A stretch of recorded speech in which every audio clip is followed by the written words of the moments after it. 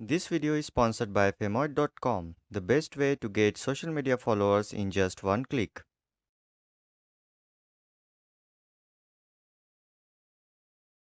Open Google Play Store, click the search bar and search Genshin Impact. Click this result. If you're having trouble finding this app, then you can always check the video description for the direct link. Once you are here, click install to install this game.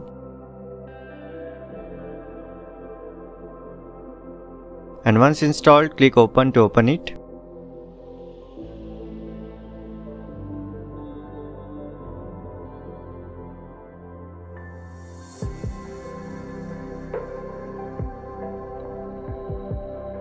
The app will ask you to log into your account. Create a new one if you are a new user. After that, click Start Game. It will ask you to download additional data for the game. Click Confirm to download. And yes, make sure you have enough space on your device. Once the download is completed, you are ready to play this game. If this game is not available in your country, then you can download an APK file of this game from apkpo.com. Check the video description for the direct link. So this is all in this video. We hope you liked it. Please do like and share this video, and if you're new to our channel, then please subscribe us for the upcoming videos.